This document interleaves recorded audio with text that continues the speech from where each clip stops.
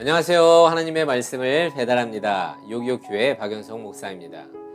오늘 묵상을 본문은 고린도전서 15장 35절에서 49절까지의 말씀인데요. 제가 35절에서 38절까지의 말씀을 봉독하고 함께 묵상하도록 하겠습니다.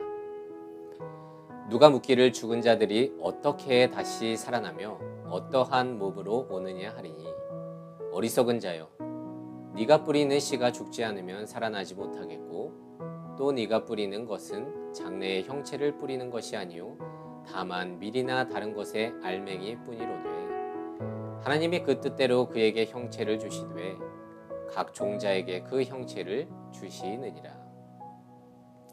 오늘 묵상할 내용은 어제에 이어서 부활에 대한 이야기가 이어지고 있습니다. 특히 봉독한 35절은 오늘의 내용의 전체를 아우르는 질문을 하고 있는데요. 먼저는 죽은 자들이 어떻게 다시 살리심을 받겠는가 라는 의문이었고요. 둘째는 부활할 때 우리는 어떤 몸으로 나타나겠는가 라는 것입니다. 예나 지금이나 하나님의 나라에서 부활한 내 몸은 어떤 모습일까 궁금해했던 모양입니다. 그래서 바울은요, 먼저 씨앗을 파종하는 예를 들어서 설명하고 있는데요. 씨앗이 땅에 심겨 죽어야 싹이 돋아난다는 것인데 씨앗이 심겨지면 생명 자체는 없어진 것은 아니지만 그 형체는 사라져 마치 죽는 것과 같지 않겠습니까? 이와 같이 우리 또한 육신은 썩지만 천국에서 부활의 새로운 몸을 입게 된다는 것으로 이 비유를 통해서 부활의 몸을 설명하고 있습니다. 이어서 바울은 이 부활의 몸이 또 어떻게 될지를 이어서 설명하는데요. 오늘 봉독하지는 않았지만 이어서 나오는 39절 이후에는 이렇게 기록되어 있습니다. 모든 생물들이 각기 다른 형체를 가졌듯이 하늘에 속한 형체도 이와 같을 것이다 라고 말하는 것인데요. 이와 같이 부활한 몸도 생물들이 각기 다른 것처럼 부활의 몸도 다른 형체라는 것이죠. 그래서 우리의 영혼이 하나님 나라에 갔을 때에 이 땅의 몸과는 다른 형체라는 것인데 하지만 A라는 씨앗과 그 열매의 모습은 달라도 A라는 것을 알듯이 B라는 곤충의 벌레가 허물을 벗고 성충이 되어도 B라는 것을 알듯이 부활한 우리의 몸도 모습은 다르겠지만 새로운 피조물로서의 우리가 될 것입니다. 그래서 바울은 부활에 대해서 잘 이렇게 설명해 주면서 믿는 자들아 다가올 미래에 새로운 부활의 삶이 있으니까 그것을 기대하면서 이 땅 가운데서도 주님의 본을 따라 영원한 것을 위해 살아가라고 말하는 듯합니다. 주님의 본, 영원이라고 해서 특별한 것은 아닙니다. 믿음을 갖고 인생의 자리에서 그리스도의 향기를 품어내며 지금을 성실히 살아내라는 당부입니다. 그렇게 믿는 자들은 부활을 믿기 때문에 지금을 막 살지 않고 끝까지 믿는 자답게 살게 된다는 것이죠. 여러분 최태섭 장로의 이야기를 아십니까? 그는 사업을 위해서 빌린 돈을 상환하려고 했는데요. 그때 때마침 여러분 일사후퇴를 겪게 됩니다. 6.25 이후에 다시 중공군에 의해서 파상 공세가 펼쳐지자 유엔군과 한국군이 계속 밀려나면서 소위 부산으로 피난을 가야 했던 순간인데요.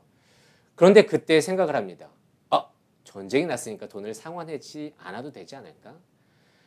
그런데 그 찰나에 나는 예수를 믿는 사람이니까 진실되게 행동하자라고 하고 은행을 갔다고 합니다. 그런데 정작 은행 직원들도 다 도망을 갔고 지점장과 여직원이 남아서 떠나기 전에 여러 서류들을 불태우고 있었는데 그들에게 돈을 갚으러 왔다라고 하자 아니 이 난리 속에 전쟁통에 돈을 갚으러 오다니 당신 같은 사람은 처음 본다라고 말했다고 합니다.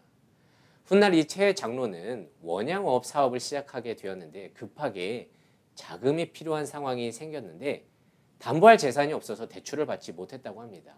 그래서 마지막 포기하는 심정으로 그 마지막 은행에 들어갔는데 일사후퇴 때 만났던 그 지점장이 그의 얼굴을 보더니 이 사람은 담보도 필요 없으니까 무조건 대출을 해주라고 해서 돈을 빌렸다고 합니다. 결국 그는 그 사업을 통해서 훗날 한국 유리를 일으켰는데요. 그는 왜 그렇게 살았을까요? 부활을 믿었기 때문입니다. 그래서 현재를 믿음으로 믿는 자로 살아냈던 것입니다. 한편 저는 아버지의 친구분이 돌아가셨을 때 그 친구분의 사모님이 아직도 기억이 나는데요. 시리에 찬 이 사모님은 식음을 전폐하다가 결국 몸이 망가져서 배에 호스를 달고 말았습니다. 또 다른 지인은 아버지의 죽음으로 충격을 받아서 술만 먹다가 결국에는 뇌출혈이 와서 처자식을 두고 한동안 마비된 상태로 살기도 했는데요. 이는 부활을 몰랐고 믿지 못했기 때문에 생긴 안타까운 사연들이죠. 그런데 우리는 다릅니다.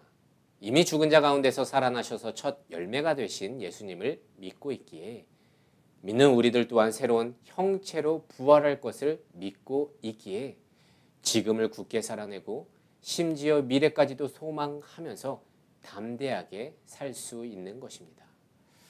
그래서 여러분, 무엇보다 우리에게 필요한 것은 이 부활에 대한 신앙입니다. 이 부활 신앙이 없다면 우리는 매 순간 불안해하면서 살아갈 수밖에 없고 때로는 그런 삶에 지쳐서 삶을 포기하려고 할 때도 있을 텐데요.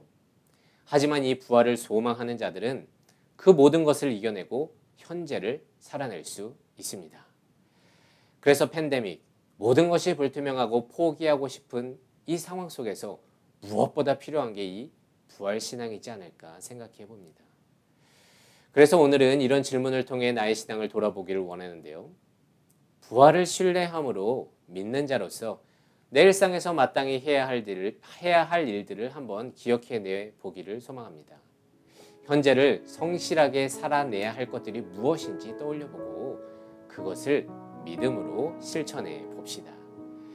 그래서 오늘의 말씀을 묵상하면서 다시금 이 부활을 통해서 현재를 성실히 살아내고 미래를 소망하면서 살아내는 여러분들이 되시기를 진심으로 소망합니다.